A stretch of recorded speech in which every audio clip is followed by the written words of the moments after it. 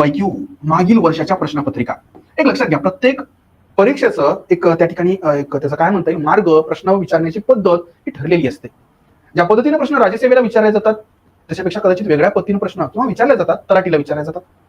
सरळ सेवेच्या परीक्षांमध्ये विज्ञानाचे प्रश्न हे वेगळ्या पद्धतीचे असतात, तर कंबाईनसाठी वेगळ्या पद्धतीचे असतात. म्हणजे एकंदर तुम्हाला एकदा का त्या प्रश्नांचा ढांचा लक्षात आला की मग तिथून पुढं तुम्हाला अभ्यास करताना नेमका कशावर भर द्यायचा आणि कोणत्या गोष्टीकडे दुर्लक्ष करायचं हे आपोआप समजत जाईल.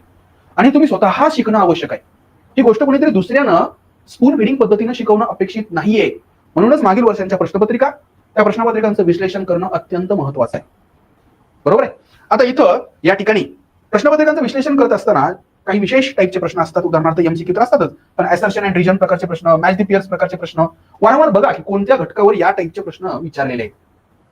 आणि आणखी एक पीवायक्यूचा आणखी एक फायदा काय होतो, बऱ्याच जणांना वाटतं की पीवायक्यू मधून प्रश्न रिपीट होत नाहीत. मान्य, रिपीट जरी नाही झाले जशाला तसे नाही होणार कदाचित, पण या पीवायक्यूच्या माध्यमातून समजा एखादा तुम्ही प्रश्न पाहिला, त्याचं विश्लेषण पाहिलं, त्या विश्लेषणाच्या माध्यमातून तुम्ही त्या प्रश्नाच्या अनुषंगाने असणारी सगळी माहिती जी आहे तर ती समजून घेतलेली आहे.